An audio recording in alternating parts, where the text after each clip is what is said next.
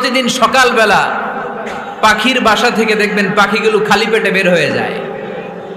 আপনাদের এই এলাকায় পাখির বাসা আছে? কি পাখির বাসা আছে? হ্যাঁ, সব পাখি আছে। তো সকালবেলা দেখবেন পাখির বাসা থেকে পাখিগুলো খালি পেটে বের হয়ে যায়। বিকেল বেলায় পাখিগুলোর ওদর পূর্তি করে পেট ভর্তি করে আবার পাখির নিড়ে ফিরিয়ে দেয় কে? কারণ পাখিগুলো তাওয়াক্কুল করেছে কার উপর? পাখিগুলো তাওয়াক্কুল করে যদি পাখির নিড়েই বসে থাকতো, ওদের পেটে খাবার আসতো? কথা বলেন।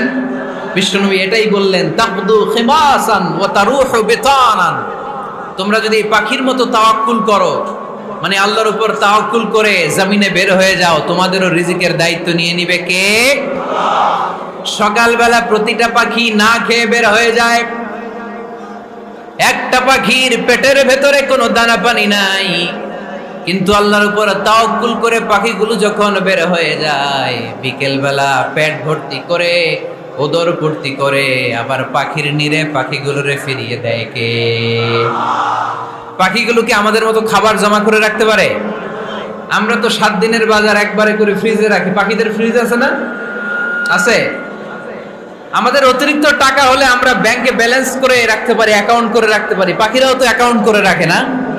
না, প্রতিদিন না খেয়ে বের হয়। কালকে ওই পাখিটা কি খাবে, কোন জায়গা থেকে তার রিজিকের ব্যবস্থা হবে, আল্লাহ ছাড়া কেউ জানে। এটার নাম তাওয়াক্কুল। এটার নাম কি? আমাদের সাধ্যের, আমাদের ক্যাপাসিটি, আমাদের ক্যাপাবিলিটির সবটুকু করে আমরা তাওয়াক্কুল করি একজনের উপর। চিল্লায় বলেন, তিনি কে? এজন্য ইসলাম আমাদেরকে শিখায়, সালাত যখন শেষ বের হয়ে যাও, কাজে নেমে পড়ো। কাজে কোনো লজ্জা নাই, পরিশ্রমে কোনো লজ্জা আছে? যিনি রিক্সা চালায় এতে তার কোনো লজ্জা আছে? দিনমজুর, কুলি, ঠেলা গাড়ি চালায়, ছোট্ট ব্যবসা করে, এতে কোনো লজ্জা আছে?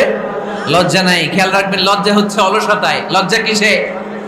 বিষ্ণু ঈসা ইসলাম বলেছেন, মা আকালা আহাদুন তুআমান কাত্তু খায়রুম মিন আইয়াকুলা মিন আমালি ইয়াদি। নিজ হাতে উপার্জিত খাবারের চেয়ে, অর্থের চেয়ে শ্রেষ্ঠ খাবার পৃথিবীর কোনো মানুষ কোনোদিন ভক্ষণ করে নাই। চিল্লায় এখন সুবহানাল্লাহ।